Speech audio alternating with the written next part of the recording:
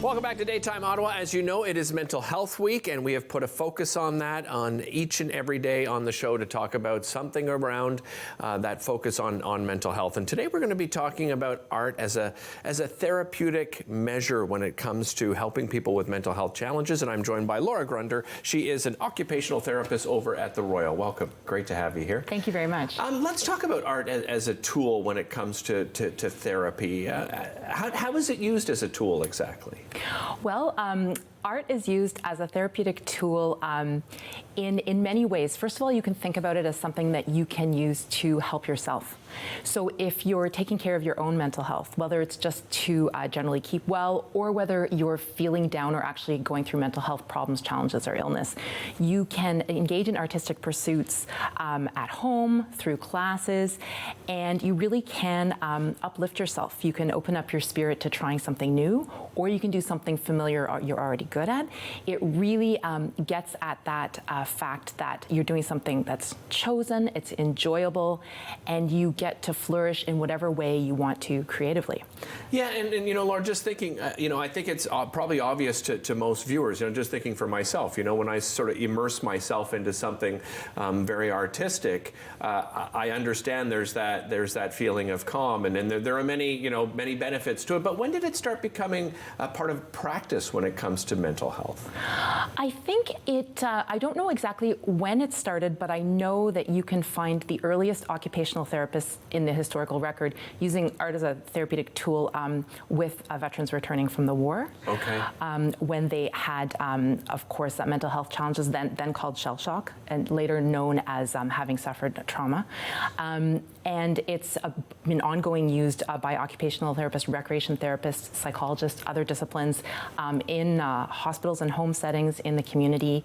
And it's really something that is low barrier. Like, you can just start. All you need is yourself and your imagination. If we're expanding arts to be more than the visual arts, you can do things, creative writing, creative storytelling. If we are talking about visual arts where you actually make things that are there and physical and beautiful, then you just need paint, you just maybe need pencils or crayons, and you can just grab that and take that from anywhere. So it's really useful because it's available, and you can it's really inviting, Right. Yeah. Can you share, is there a story, is there something that comes to mind? Obviously you're not going to name anybody, but is there someone that comes to mind that you work with where you could share, what that experience was like for them and how it changed their lives?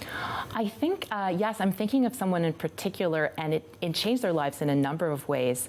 And one is that because they were really struggling with addictions, and then having gone through, also having a brain injury, they were able to use art as something to feel good about themselves, to connect with others, and to come out of feeling really down and in a dark place. And that would be actually doing paintings. Right. And thinking of someone else who also would do paintings and portraits for other people. Any really meaningful activity, including art, can lead people into social relationships, and then friendliness, and then friendships. Right. Because friendships, of course, we love them, and friends are so important, but it's not easy to do that, especially when you've been hit by a lot of difficult things in life, like what's happened to you. So art can lead to that, and someone can say, hey, I know how to do art. I took a class, or I'm just natural, or let's just engage. I can draw you. You can draw you a picture of something I know. I can draw a picture of you. I'd love to do that for you and share it with you. Yeah, and I think, just for most people, I think when they think of somebody, participating in the arts, it's a very individual thing. But as you're describing it, it's beyond that. It becomes a social thing. It becomes sort of a group therapeutic piece as well. So do we see a lot of therapeutic work in using art in groups as well as individuals, one-on-one? Yes, you really do, and you absolutely got it right. Well done in studying up, because it can be individual, just the absolute simplest, but it is often done in groups. And one of the things that happens in groups is people get ideas from each other. They also get instant feedback, because one of the things that we talked before is you might feel like, oh, am I not good? But someone beside you might say, hey, I really like that. Or they might point out something like, hey, you used a circle in a way I haven't seen. Or, oh, you put a heart there and that makes me smile. And you get that instant feedback from real people, the group members particularly, including the facilitators, but where you're like, oh, I feel a little bit better about this, about my life, about the experience in the moment. all of that takes you away from difficult feelings, hard feelings, problems, whether it's just momentary or whether you're in the process of working on a long-term goal of feeling better day to day. From your side of it, your role, what is your role in facilitating, therapeutic art? Oh, I'm glad you asked that. So I call my role active hovering. Okay. So you do, you're very there and very present as a worker, but you do as little as possible, because the more that you do, the less that the person actually does. Right. For me as an occupational therapist, it includes the setting up, and the cleaning up, and the end of it, even reaching for something. If someone says, "Oh, hey, could you get me this, or could you pour me a coffee?" As much as possible, I would like a client or participant to do that rather than me. Right. So there's just all sorts of roles, and then the things that make up roles are like the tasks that you do, or the smaller roles that you engage in. So they're all there in an art group, including actually creating the finished product.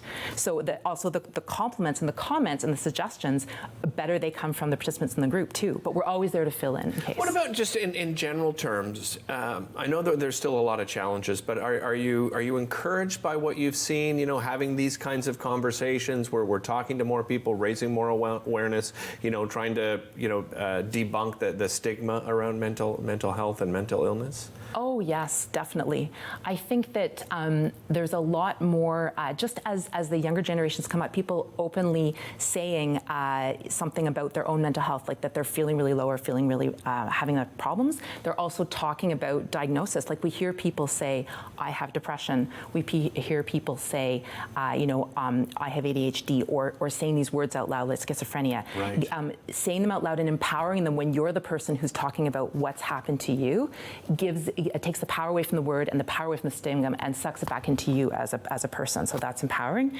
And also that art is not limited at all by your mental health. It's right. actually one of the most inclusive things I've ever seen, because it's so subjective. Like you've probably seen things at the Ottawa Art Gallery and the National Art Gallery that inspire you and you think are wonderful, or you think things that maybe don't do it for you. Absolutely, and you don't have to be a professional, and that's the beauty. Thank you so much for your time today. Really appreciate it. Oh, you're We'll be welcome. right back after this.